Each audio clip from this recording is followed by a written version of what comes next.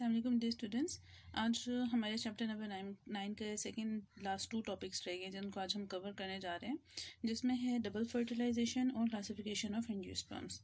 तो double fertilisation, जिस तरह कि इससे पहले आप लोग काफ़ी इन्फॉर्मेशन रखते हैं अबाउट द फर्टिलाइजेशन, जिसको हम फ्यूजन कहते हैं मेल एंड फीमेल गैमीट की to produce a fertile offspring यानी कि embryo.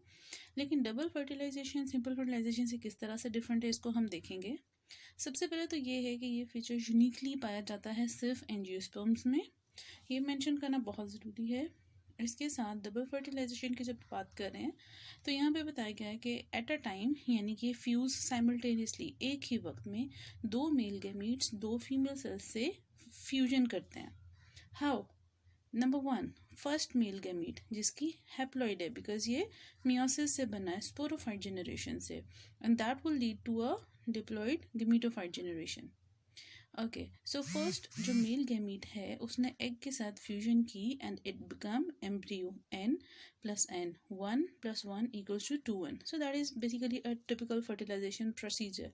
Now moving on to next, जहाँ पे ये प्रोसेस हो रहा है वहीं पर ये प्रोसेस भी हो रहा है नेचर में, दैट इज कि second male gamete n fuse करता है अनदर फीमेल सेल के साथ जो कि डिप्लॉयड है। बी वेरी श्योर, यहाँ पे एग हैप्लॉयड था लेकिन यहाँ पे जो दूसरा फीमेल सेल है वो डिप्लॉयड है।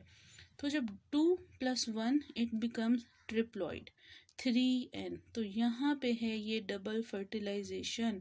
और यहाँ पे होता क्या है, मेल गैमेट एक और फीमेल सेल के साथ फ्यूज करता है जिसको हम एंडोस्पर्म सेल्स कहते हैं। यहाँ पे एम्ब्रियो बनेगा जो कि डिप्लॉयड है, एंडोस्पर्म सेल ट्रिप्लॉयड है। और ये एंडोस्पर्म सेल का काम है जी फूड स्टोरिंग टिश्यू, ये ऐसा टिश्यू बनाएगा प्लांट के लिए जो उसको फूड प्रोवाइड करेगा।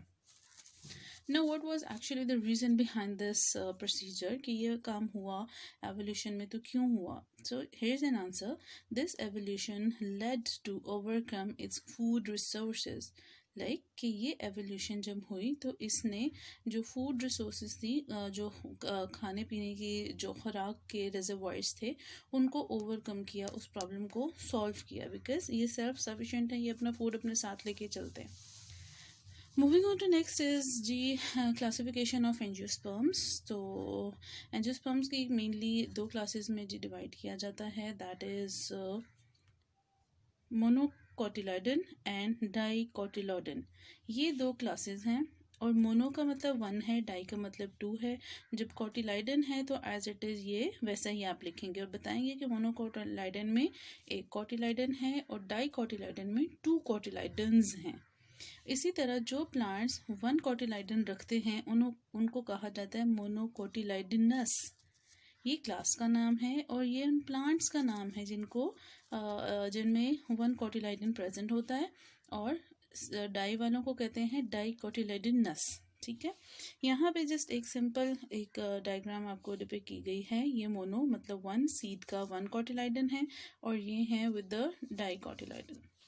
Anyhow, that was the end of our chapter. So classification of angiosperms में हमें सिर्फ इतना ही कोर्स कंप्लीट करने का कहा गया है। We are not moving into the further pages जिसमें आपको different classification और सब families और सारी details हैं. So that portion is actually excluded from your topic. So you can ask if you do have any questions related to this topic.